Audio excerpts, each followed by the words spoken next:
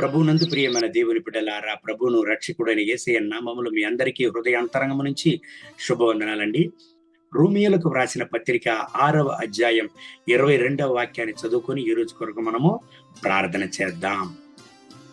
అయినను ఇప్పుడు పాపము నుండి విమోచింపబడి దేవునికి దాసులైనందున పరిశుద్ధత కలుగుటయే మీకు ఫలము, దాని అంతము నిత్య జీవము. పరిశుద్ధ పౌలు ఇక్కడ రాస్తున్నాడు చూడండి. పాపము నుంచి విముక్తి పొందినటువంటి, పాపము నుంచి విడుదల పొందినటువంటి ఒక గుంపును గురించి ఆయన రాస్తున్నాడు. ఇది వరకు మీరు పాపమునకు దాసులై ఉన్నారు, కానీ ఇప్పుడు క్రీస్తు దాసులై మీరు ఉన్నారు అని ఆయన రాస్తున్నాడు. దేవుని బిడ్డలారా, పాపానికి దాసులుగా ఉండేటప్పుడు దాని అంతమేమండి, దాని ఫలితమేమండి, మరణానికి నడిపిస్తుంది అని కింది వాక్యాలను చదివినట్లయితే మనతో దేవుని వాక్యం మాట్లాడుతుంది. కానీ దేవునికి దాసులుగా ఉన్నప్పుడు అది నిత్య జీవమును మనకు అనుగ్రహిస్తుంది అని దేవుని వాక్యం చెప్తుంది. దేవుని బిడ్డలారా, లోకానుచారమైనటువంటి కార్యాలు ప్రారంభంలో మంచిగా మనకు కనపడవచ్చు, కానీ దాని యొక్క ఫలితం మరణము, అసమాధానాన్ని, నష్టాలనిచ్చి చివరికి మరణాన్ని అది తెస్తుందనే విషయాన్ని మనము మరిచిపోకూడదు. కానీ దేవునికి మనం దాసులుగా ఉన్నప్పుడు సంతోషం, సమాధానం, మనశ్శాంతి, నెమ్మది. దేవుని బిడ్డలారా, మత్తాయి రాసిన సువార్త 11:28 వాక్యాన్ని చదివినట్లయితే అందుకే ప్రభు అయిన యేసయ్య దుఃఖముతో, వేదనతో, బాధలతో, లోకానుచారమైనటువంటి బానిసలుగా ఉన్నటువంటి యొక్క ప్రజలను ఆయన ఆహ్వానించాడు. ప్రయాసపడి భారము మోస్తున్న సమస్త జనులారా, మీరందరూ నా యొద్దకు రండి, నేను మీకు విశ్రాంతిని కలుగ చేద్దును, నేను మీకు విశ్రాంతినిస్తానని ఆయన మాట్లాడాడు. దేవుని బిడ్డలారా, ఈ ఉదయకాల సమయంలో మీరు దేనికి బానిసలై ఉన్నారు? లోకానికి బానిసలై ఉన్నారా?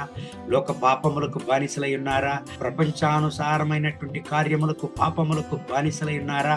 దేవుని బిడ్డలారా, అనేక సార్లు మీకు అసమాధానం రావడానికి కారణమే అది.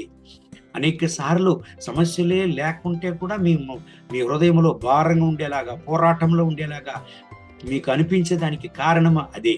కానీ వాటి నుంచి విముక్తి నొంది, వాటి నుంచి విడుదల నొంది ప్రభు అయిన యేసయ్యకు మన దాసులుగా, బిడ్డలుగా మనం వచ్చినప్పుడు ఆ మనశ్శాంతినే వేరే, ఆ సమాధానమనే వేరే, ఆ నిత్య జీవం అనేటువంటి అనుభవమే వేరే.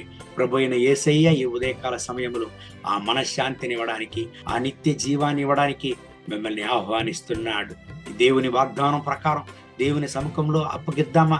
దేవా, నాకు పాప కార్యాలు వద్దు, ప్రపంచాను కార్యాలు వద్దు, నా జీవితాన్ని నాశన మార్గానికి నడిపేటువంటి మీకు ప్రియం లేనటువంటి కార్యాలు నాకు వద్దు, మీరు నాకు చాలు, నిత్య జీవం నాకు కావాలి, సమాధానం కావాలి అని ప్రార్థన చేద్దామా? దేవా, ఈ ఉదయకాల సమయంలో ఈ ప్రార్థనలో నాతో ఏకీభవించి ప్రార్థించే ఈ దేవుని బిడ్డల కొరకు ప్రార్థన చేస్తున్నాను. వీళ్ళను ఆశీర్వదించండి, మీ కృపా కనికరంతో వీళ్ళను నింపండి, ముట్టండి, సహాయం చేయండి, దీవించండి నాయన. ఈ బిడ్డలకు నాయన మనశ్శాంతినివ్వండి, సమాధానాన్నివ్వండి, ఆరోగ్యాన్నివ్వండి. నాయన కార్యాలకునైనా బానిసలుగా, కార్యాలకునైనా మీ బిడ్డలు పట్టుబడి బానిసలుగా ఉంటున్నారు, కార్యాల్లో అసమాధానాన్ని అనుభవిస్తూ దేవుని మనశ్శాంతిని గ్రహించలేక, నిత్య జీవాన్ని గ్రహించలేక నాయన అవస్థ పడుతున్నారు. ఆ విషయాల నుంచి మీ బిడ్డల్ని విడుదల చేయండి. ఇప్పుడే మీ బిడ్డల్ని విడుదల చేయండి. రక్తపు కోటలో దాచుకోండి, కడగండి, పరిశుద్ధపరచండి. మీ కృపా కనికరాన్ని కూడా ఈ బిడ్డల పైన దించండి, ముట్టండి, సహాయం చేయండి నాయన. మీ వల్ల కానిది మీకు అసాధ్యమైనది ఏమి లేదు.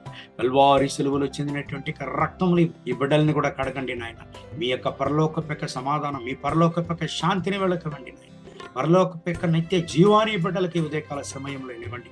నా రక్షక, మీ బిడ్డల్ని ఆశీర్వదించి హెచ్చించండి, వీళ్ళ వ్యాధులను గుణపరచండి, కన్నీటిని తొడవండి.